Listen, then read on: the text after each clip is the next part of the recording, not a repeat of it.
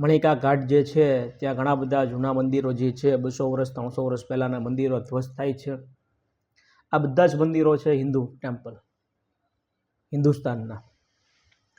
વિકાસ થાય ખૂબ સારી વાત કહેવાય, કોરિડોર બને સારી વાત કહેવાય, પણ એના નામ ઉપર જે ભગવાનની જે પ્રતિમા હોય છે એ ખૂબ ખંડિત થઈ જાય છે અને તેને જેમ તેમ ઉપર બુલડોઝર ફેરવવામાં આવે છે. અને એ જે મૂર્તિ હોય છે આપણા હિન્દુ દેવી દેવતાઓની મૂર્તિ હોય છે. એટલે કે હિન્દુ તરીકે આઈ એમ હિન્દુ, એક હિન્દુ તરીકે મારી એક લાગણી દુભાણી છે.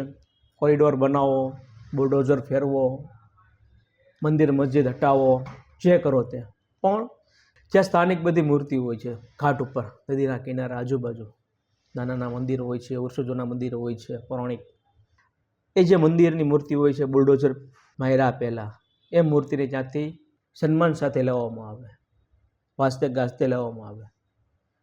જે મંદિર પર બુલડોઝર ફરે છે હનુમાનજીની મૂર્તિ તૂટી જાય છે, દેવી દેવતાની મૂર્તિ તૂટી જાય, ઘણા બધા આપણા દેવી દેવતા હોય છે. આપણા 32 કરોડ દેવી દેવતાવાળો દેશ આપણો એ ખંડિત થાય છે, બુલડોઝર ફરે છે. પણ જો એ મૂર્તિ સન્માન સાથે લઈ લેવામાં આવે પછી એની ઉપર બુલડોઝર ફેરવવામાં આવે તો આપણું સન્માન, હિન્દુ સમાજનું સન્માન આપણું જળવાઈ રહે. ત્યાંથી નરેન્દ્રભાઈ મોદી જીત્યા છે. વારાણસીથી ઉત્તર પ્રદેશ કોરિડોર બનાવવા માટે ઘણા બધા બુલડોઝર ફરે છે અને આપણા મૂર્તિઓ આપણે જોઈએ છે ઘાટ ઉપર આડેધડ પડી હોય છે. એ ન થવું જોઈએ. તે અમારી હિન્દુની લાગણી દુભાય છે. પ્લીઝ મારી રિક્વેસ્ટ છે ગુજરાત રાજ્યના મુખ્યમંત્રીને કે તમે જે બેઠા છો નરેન્દ્રભાઈ મોદીના કહેવા મુજબ, તો આ અમારી વાત ત્યાં હિન્દુ સમાજની પહોંચાડો. ઘણા એવી રીતના બુલડોઝર ફરે છે ભારતભરની અંદર અને આવી રીતની ઘણી બધી ઘટના બને છે અને હિન્દુ સમાજની લાગણી દુભાય છે. તો પ્લીઝ મારી દરેક લોકોને અપીલ છે કે આ બાબતે સરકારે ધ્યાન દે.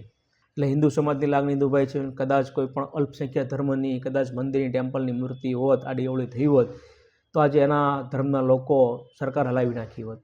આપણે ઘણી બધી સંખ્યામાં છીએ છતાં આપણે સરકાર હલાવી શકતા નથી. પણ અલ્પસંખ્યક લોકો જે હોય છે દેશ ચલાવે છે એમના જે મંદિરો હોય છે નાની મોટી મૂર્તિઓ કદાચ આડી અવળી તૂટફૂટ થઈ ગઈ હોય કદાચ કોરિડોરની અંદર, તો સરકારને જવાબ આપવો પડે છે, સરકારને માફી માંગવી પડે છે. તો આમાં પણ સરકાર માફી માંગે.